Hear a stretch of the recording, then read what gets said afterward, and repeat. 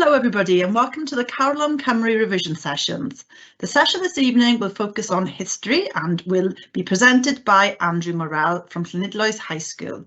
The session will be around 45 minutes where Andrew will run through the relevant content. If you have any questions during the session, please use the question and answer Q&A section and we'll do our best to answer your questions. You will see there's a hyperlink in the Q&A section. If you're happy to leave your name and email address, we would love to keep in touch with you so we can send you information about future events. You can click on the link at any time during the session. Today's session will be recorded and the recordings and any relevant resources will be uploaded to the e-sgol website under the Caroline Cymru tab.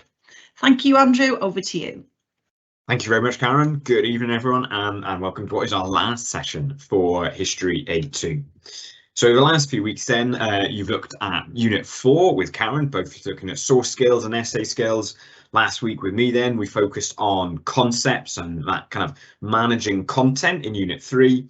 And tonight then, what we're going to do is we're going to review a good Section B essay from Unit 3. Section B being that essay that covers the whole period of study, the at least 100 years of that study period. So this is what a Unit 3 exam would look like.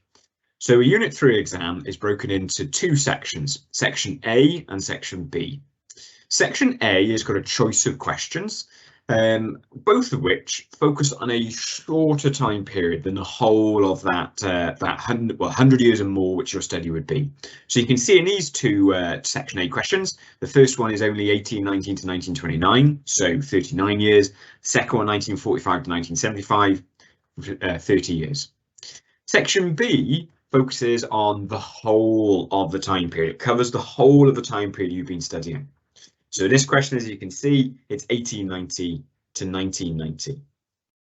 Now, just something to note is that the 2022 paper and the adaptations made in the light of COVID and changes to exams saw Section B have a choice of two questions. Now, that was only a temporary change. So if you're looking at the 2022 exam paper, you'd see two questions in Section B. That's only a temporary change because of COVID, and the 2023 paper will return to this style, only having one question in Section B. However, on the other hand, right, take away with one hand, give with the other, right, they've got some advanced information now, which will tell you which of the two themes will be in Section A and which of the two themes will be in Section B. So for Breadth Study 8, American Century, the one that I teach, I know from that advanced information that the Section B question will be on Civil Rights, Theme 1, and the Section A will be on Foreign Policy, Theme 2. So follow that through, you look at the advanced information on the WJEC website, and you'll be able to see then which is going to be in which section. So any question marked by the exam board and marked out of 30 marks, as you can see from the exam paper itself. Now, they don't start by giving you a mark. What they do is they start by giving you a band, by slotting your answer into a band, and then from that band, they then decide which mark it's going to be. So you can see here, we've got the descriptors of a band 6, a band 5, and a band 4 answer. And on this slide here, you've got the descriptors of a band 1, a band 2, and a band 3 answer. And each band is roughly between 5 mark difference. So what they'll do is they'll read your answer and they'll decide what band it goes into. And then once they decide that, they decide, is it upper band 6 or is it lower band 6? Is it middle band 5 or is it lower band 5? Now, what you can do is you can look at these mark schemes to see what are the differences between the different bands, and so the differences between the different marks. So the first thing to note is that it's split into analysis and evaluation, judgment, knowledge, and communication. Those are the 4 kind of key skills, key things they're looking for in these answers to be able to base your marks on. Now you'll notice with this, the lower bands, that actually band 1 and 2 doesn't have any analysis.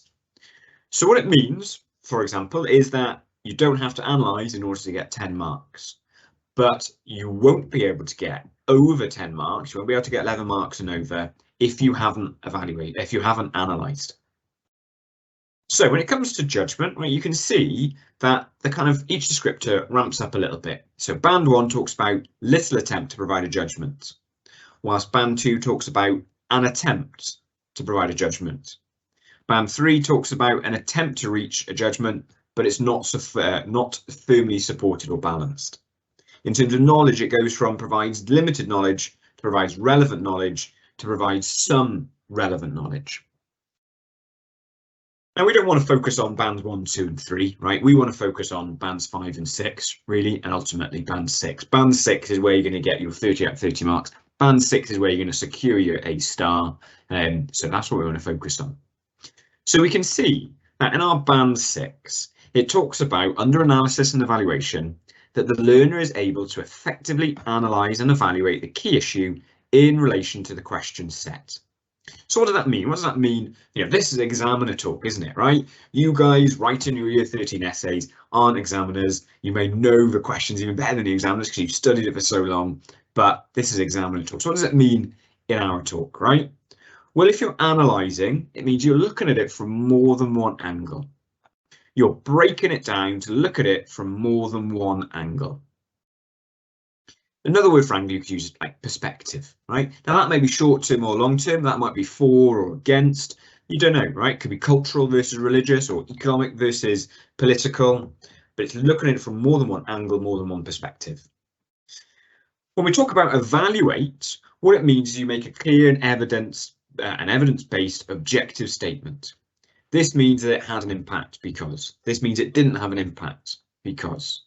Your evaluation is making a judgment. Well, I can't use the word judgment. I'll explain why in a second.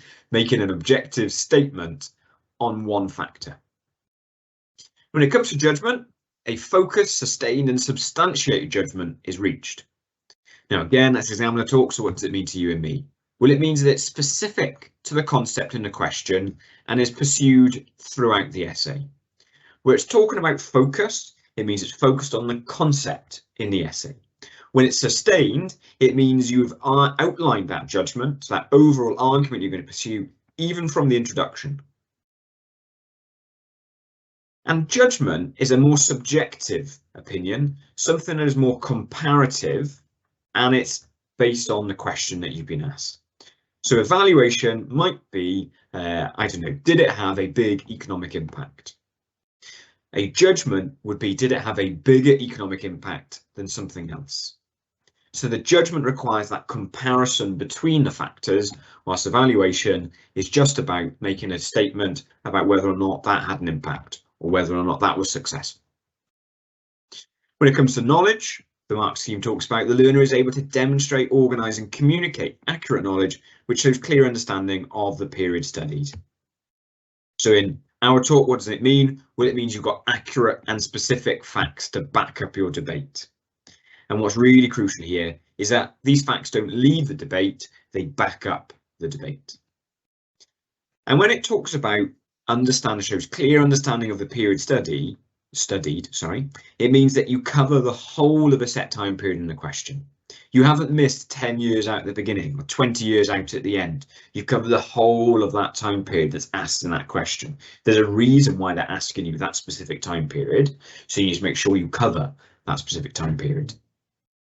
And when it comes to communication, the learner is able to communicate clearly and fluently using appropriate language and structure with a high degree of accuracy in a response which is coherent, lucid, concise and well constructed. I hope I read that in a lucid way.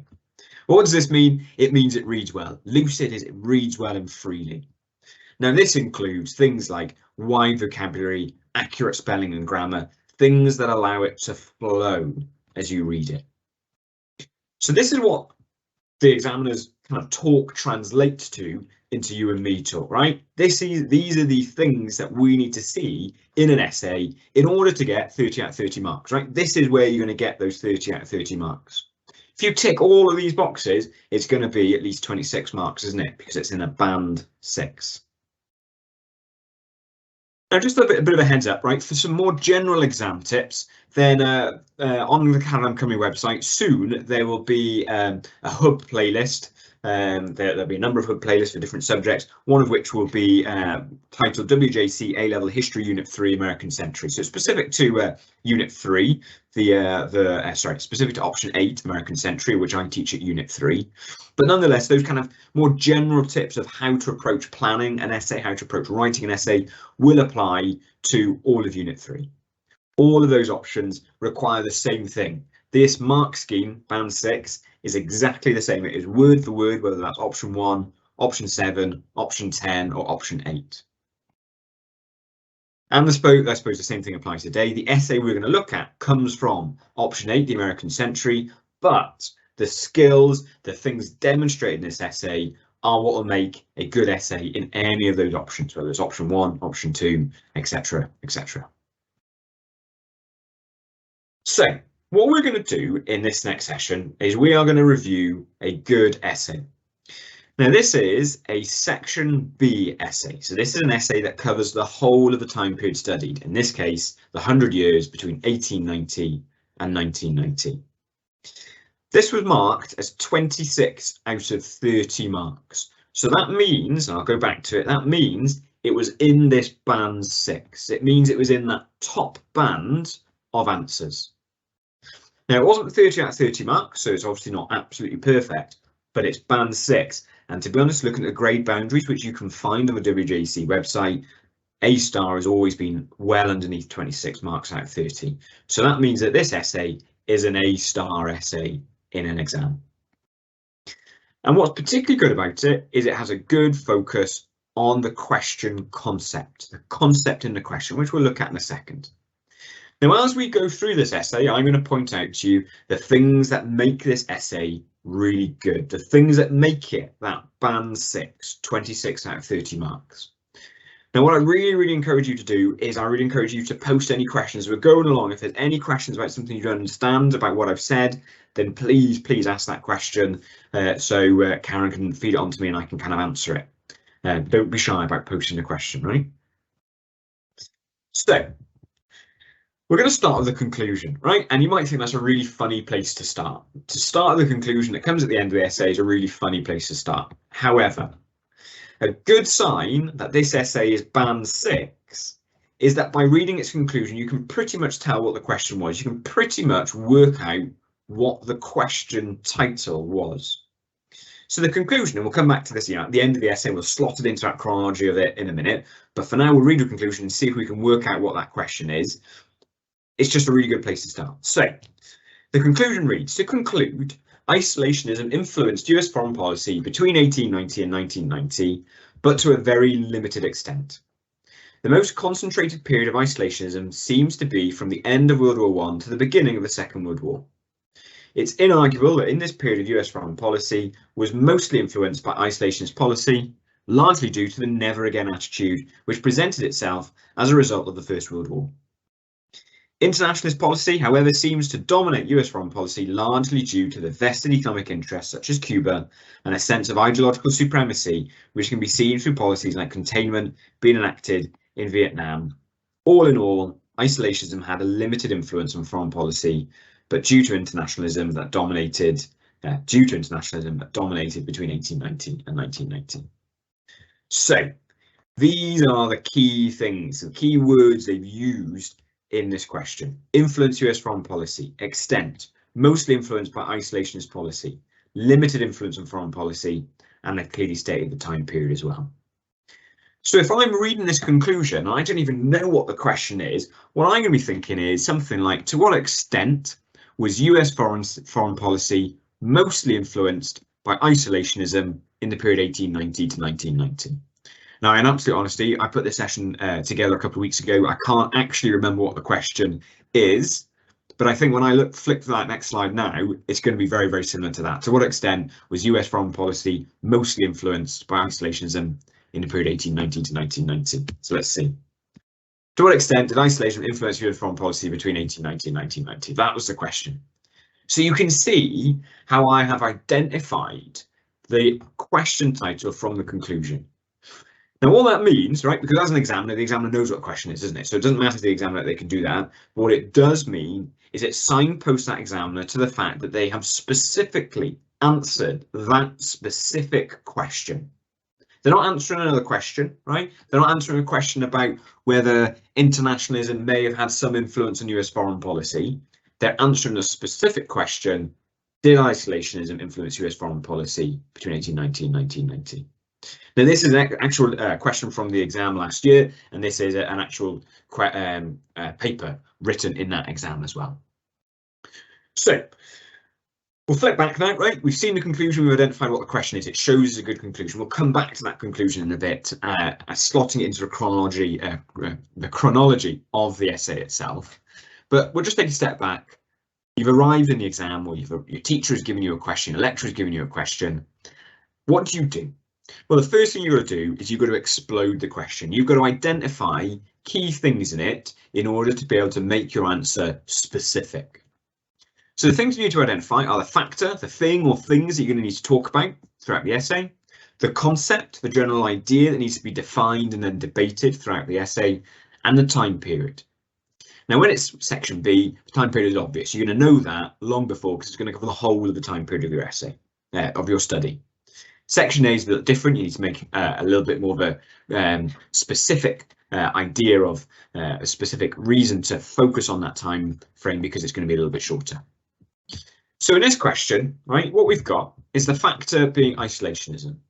So you're going to need to talk about US foreign policy being isolationist, but you're also going to need to talk about it not being isolationist. Now, the word that this person used in their essay is internationalist as opposed to isolationist. The concept is to what extent did it influence US foreign policy. So what it means is you're going to talk about how isolationism influenced US foreign policy, but you're also going to talk about how other things influenced US foreign policy. So just to jump back a second to what I said about the mark scheme, evaluation would be saying, did isolationism influence US foreign policy or not? A judgment would be, did isolationism influence US foreign policy more or less than something like internationalism? So difference between your evaluation and your judgment. And in this case, then the time period 1890 to 1990. So if we had a look at some other questions, other section B questions from Unit 3 option 8 again. Evaluate the impact of the Supreme Court on the struggle for civil rights for the African Americans during the period 1890 to 1990. Well, the factor is the Supreme Court. That's one of many things you need to talk about that had an impact on the struggle for civil rights. The concept that needs to be defined and then debated throughout the essay is, did it have a bigger impact or smaller impact on the struggle for civil rights? And then as at section B, obviously the time period is 1890 to 1990.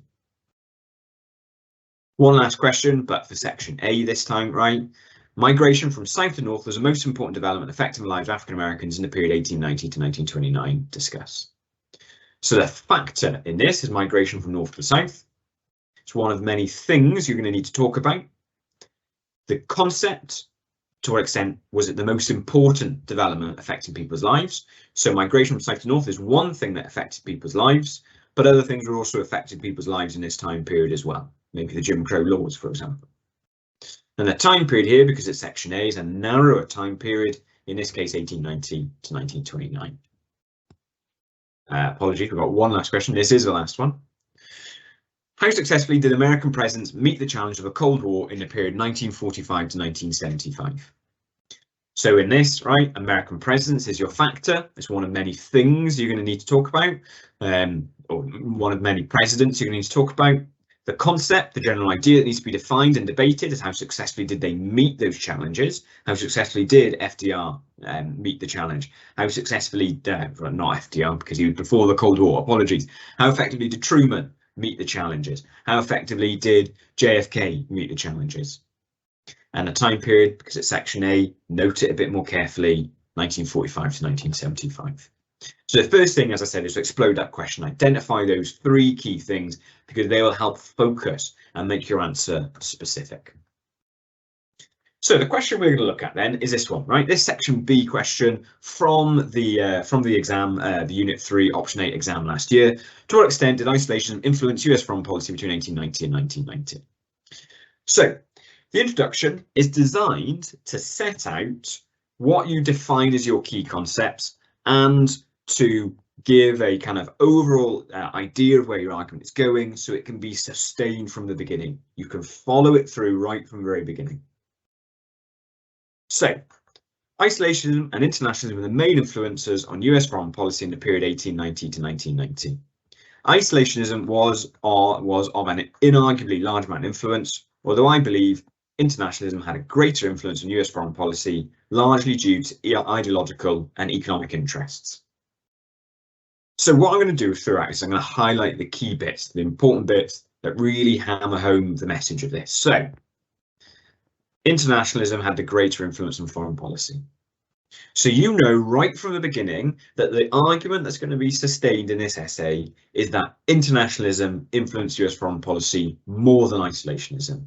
So overall, the argument that's going to be sustained throughout disagrees with the premise in the question.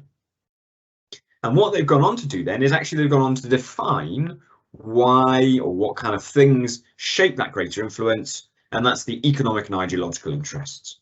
They're the things that they're going to argue means internationalism has more influence, takes over as more influential.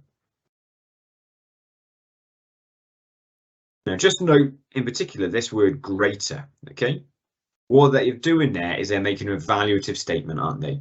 It's not just internationalism had an influence on US foreign policy, it's that it had a greater influence. It's an evaluative statement.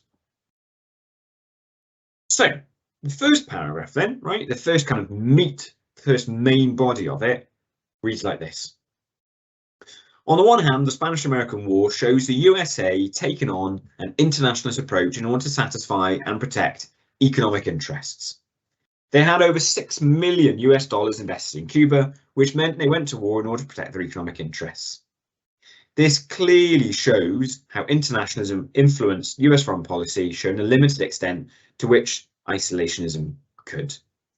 So, they've highlighted the key factor they're talking about, the key thing they're talking about here, the Spanish-American War. They've specifically referenced their argument, internationalist approach. They've given their reason why it's done it, to protect economic interests. And also then they've shown, or they've stated, they made kind of more of an evaluative statement of how internationalism had more of an influence than isolationism. They've even got that word limited there again to make that evaluative statement. So that's a good start. Then it goes on to read, on the other hand, the experience of the First World War saw the influence of isolationism at its peak. Firstly, it meant that the USA did not join the League of Nations despite coming up with the idea. Secondly, they were reluctant to join the Second World War despite being needed by Western democratic powers. Putting ideological duty aside, highlighting the extent that isolationism could influence US foreign policy as a result of the never again attitude due to the experience of World War I. Now, the first thing to note is in that first paragraph, it started with on the one hand, on the second paragraph, it started with on the other hand. What they're doing is they're signposting the examiner here to the fact that they're looking at it from more than one perspective, more than one angle. And that is what I said, if you remember, is a key thing for analysis. You're looking at the thing from more than one angle. So initially they're looking at the idea of this kind of US foreign policy in the early period from the angle that it was internationalist because of the Spanish-American War. Then they flip in their analysis to look at it from the perspective of why it wasn't internationalist, why it was isolationist instead. So they go on to highlight the specific factor they're talking about, the experiences of the First World War. They then reference isolationism. They link it back to that isolationism. When they talk here about being reluctant to join the Second World War despite needing Western democratic powers, what they're doing is, again, they're making an evaluative statement about whether or not the USA was isolationist or internationalist. So they've got that analysis, they've got that focus on the concept in the question, how isolationist foreign policy was, and they've got their evaluative statement, limited, reluctant. Moving on, the next paragraph again kind of flips to some extent, looking at a more internationalist perspective. Speaking about ideology, USA's domino theory and policy of containment in relation to communism inarguably shows internationalism taking precedence over isolationism, which further shows the limited extent, sorry, I've just lost where I'm looking, limited extent as to which isolationism influenced US foreign policy. A key example of this would be the Vietnam War, which was fought against the communist Viet Cong. US persistence in this war, despite unpopularity and many humiliating defeats, shows the extent as to which internationalism influenced foreign policy. The stop-at-nothing ethos in relation to containment not only shows US fear of domino effect, they believe a country falling to communism would have it, it also shows how isolationism is being ignored in US foreign policy. So again, what have they done? They've highlighted the specific factor, the specific thing they're talking about, right? Domino theory, policy of containment.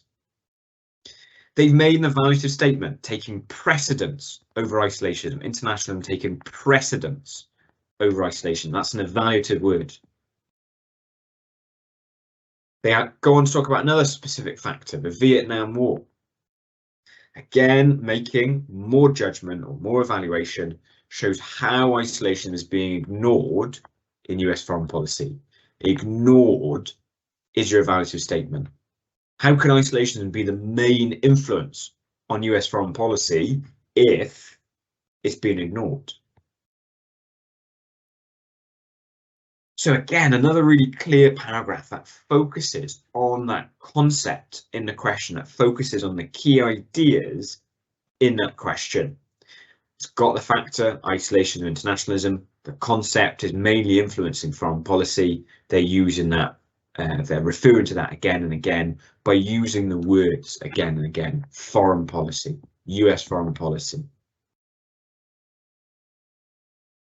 Our next paragraph flips back on the other side, right? So let's just go back to our first two paragraphs. You've got on the one hand, on the other hand. So one side, the other side. Here we go back to almost on the one hand, right?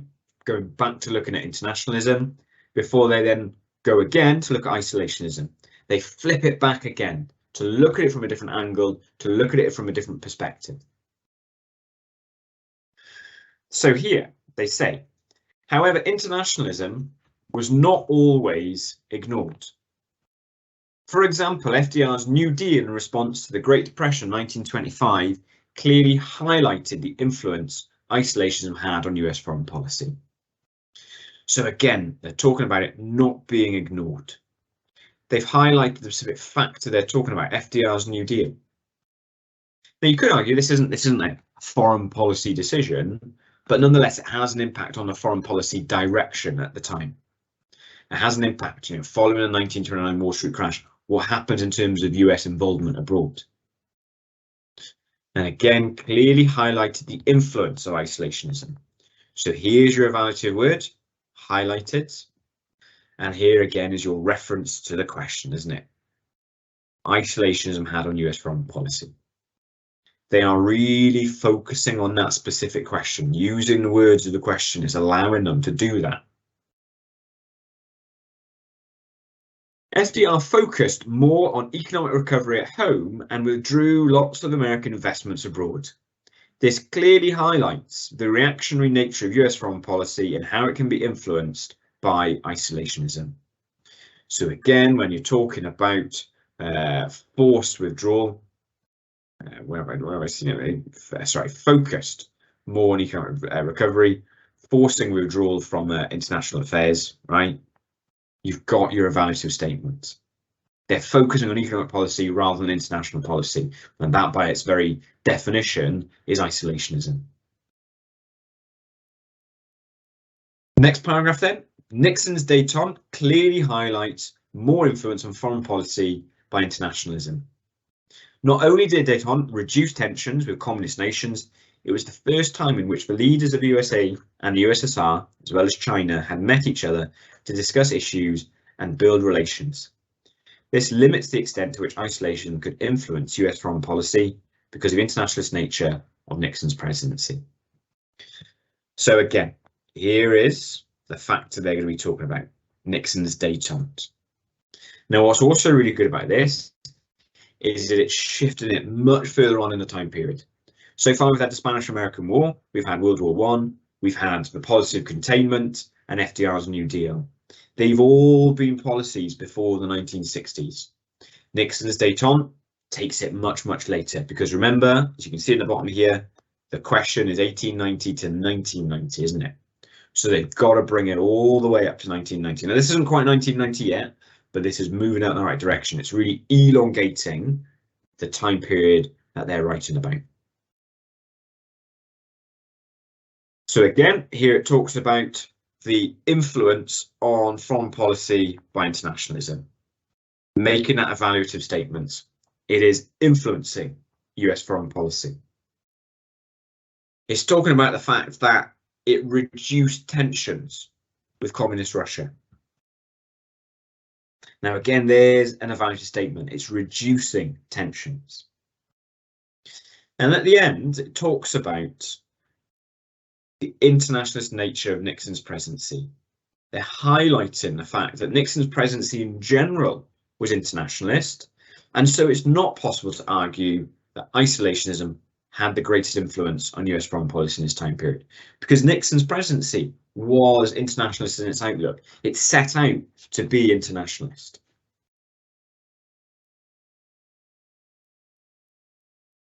The next paragraph. On the other hand, so flipping back again, the good neighbourly policy could be argued to show isolationism forcing internationalist foreign policy by the USA. This is because the good neighbourly policy was based on the USA's fundamental Monroe Doctrine, which set about the USA becoming protectors of the Western Hemisphere.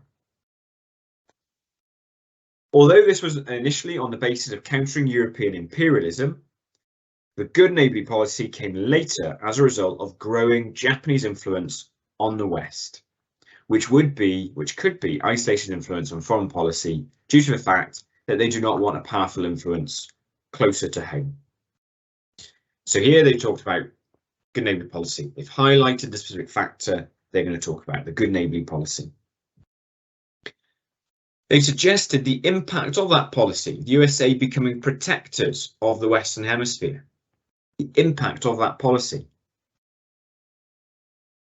They've also talked about the idea that they're countering European imperialism, justifying again how they are being internationalist. And then they go on to talk about did not want Japanese influence in the West, which could be an isolationist influence on foreign policy due to the fact they didn't want a powerful influence closer to home. So they're looking there again about the isolationism, the focus or the kind of shift of focus of US foreign policy into an isolationist stance in order to kind of prevent that influence in places like the USA. Our next paragraph is another on the other hand, another flipping back again to look at it from a different perspective again, a different angle again, to try and analyse it from another perspective again. On the other hand, the presidency of Reagan again shows off internationalism at the forefront of US foreign policy. Reagan is largely accredited as bringing about a second Cold War as a result of his hawkish approach to the USSR. For example, he announced Star Wars.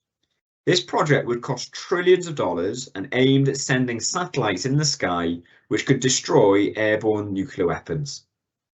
This project never happened, but the implications meant that the USA had to back down from the arms race as they could never afford to keep up with the USA. Sorry, it should be meant that the USSR had to back down. All in all, Reagan's aggression shows another limit on the influence of isolationism on US foreign policy. So again, they're talking here about the specific factor, which is Reagan's influence on foreign policy.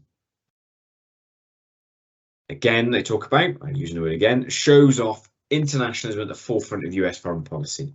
Again, looking at that from that different perspective of internationalism as opposed to isolationism. This word hawkish is an interesting word, right? And an important word. It's that approach to foreign policy that's a lot more aggressive. And As a result, that regressiveness is going to lead to more internationalism, apologies, as opposed to isolationism, isn't it? The more hawkish the policy, and actually, you know, those of you doing this will if you've done this element of foreign policy yet, or if not, you'll come across it. We'll recall in the Cuban Missile Crisis, the more hawkish element of JFK's cabinet trying to suggest that there should be a blockade of Cuba, whilst the Dove suggests a little bit different, less aggressive policy. And at the end of this paragraph, then again, right, shows another limit on the influence of isolationism on US foreign policy. Limit is your evaluative word here, right? Limits that influence. And again, it's clear they focused on the key concept in the question, that influence of isolationist foreign policy. So throughout the main body of this essay, then, they've got some clear factors that they're talking about, some clear things that they're talking about, clear policies, clear ideas. They are sustaining that debate throughout. Throughout, they are talking about how internationalism overall had a greater impact on foreign policy than isolationism. Throughout it, they've also covered the whole of the time period. If we go back a few paragraphs, you'll see Spanish-American War, fought in the 1890s, brings it back right to the very beginning of that time period. You've got the First World War, you've got domino theory and containment, so First World War, early 1900s, 1910s, domino theory, containment, 1950s, 1960s, FDR's New Deal, 1920s, Nixon's détente, in the 1970s, good neighbourly policy of the 1930s, Reagan's foreign policy of the 1980s. So just by saying the time period, you can see they've covered every time period between 1890 and 1990. So it is covering the whole of the set time period as well. So we're going to go back then to that conclusion, that funny place we started with, back to the conclusion to see how do they round this off. Now, there's one word I've not used so far that is key, as you saw, to a band 6 answer, which is judgment, which is that comparison between which one had more of an influence. So what we need to look out for, we've seen in this how the conclusion itself gives you an idea of what the question is, but what we need to look out for is what judgment are they making? What comparisons are they making? So to conclude, isolationism influenced US foreign policy between 1890 and 1990, but to a very limited extent. Key evaluative phrase there. The most concentrated period of isolation seems to be from the end of World War I to the beginning of Second World War. It's inarguable that in this period, US foreign policy was mostly influenced by isolationist policy, largely due to the never again attitude, which presented itself as a result of the First World War. Internationalist policy, however, seems to dominate US foreign policy, largely due to the vested economic interests such as Cuba and a sense of ideological supremacy, which can be seen through policies like containment being enacted in Vietnam. So here is your comparison. Internationalist policy dominating, that sense of ideological because of the policy of containment, economic because of the policies such as Cuba, things that they've specifically referenced in that essay throughout. They reference containment and the Vietnam War in their essay. They reference the economic interests of America in the good neighbourly policy back in the 1930s. All in all, isolationism had a limited influence on foreign policy due to internationalism that dominated between 1890 and 1990. So what else is good about this policy? Well, about this paragraph. Well, you've got the clear framing of when isolationism was a big influence. They say isolation, it is, you know, the question is correct to be answered. It is fine to ask that question because actually isolation was really important in that short time period of between World War I and World War II. But overall, let's argue it's not. It's not the main influence because instead that is internationalism. So when last they say isolation had a limited influence on foreign policy due to international that dominated between 1890 and 1990, you've got there the key summing up, key judgment in this question.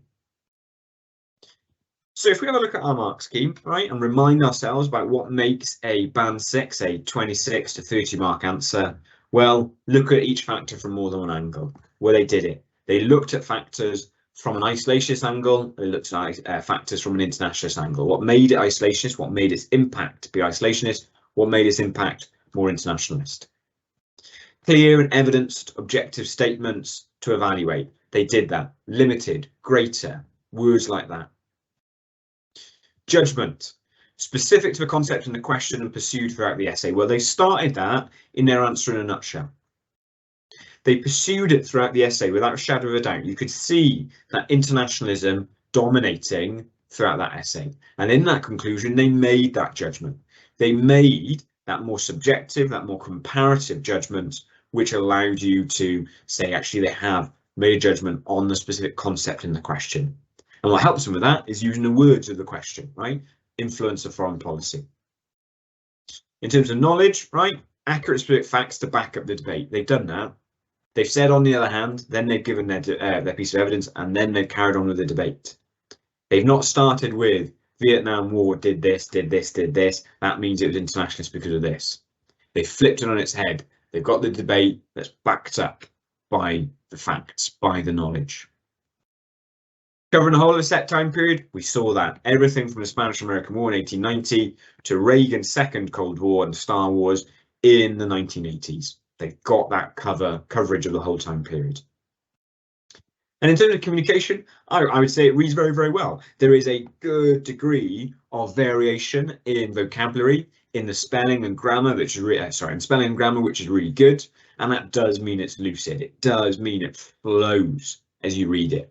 Might flow a little bit less as we've been doing it because we've stopped at each paragraph, but if you read it from start to finish, it would flow quite nicely. It would make sense as you went all the way through. So the only thing I'd say that this might have done in order to get 30 marks is that they could have made more judgments throughout the essay. So they did start with that judgment in the answer in a nutshell, in the introduction. They did then pursue that argument throughout the essay and made that big comparative judgment in the conclusion. But they could possibly, there's always something to improve, right? In this case, I would possibly say making more comparisons as you're going along. How did that, maybe the good neighbourly policy and the economic interests of it, how did that influence US foreign policy more than looking after the economic interests at home during the New Deal, which drove America into isolationism?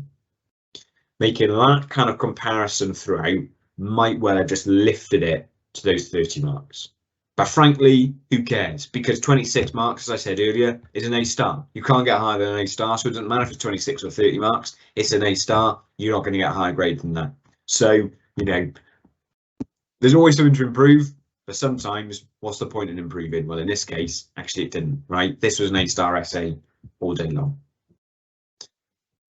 So, in order to kind of write your answer, right, this is kind of a tool that I might suggest helps you, right?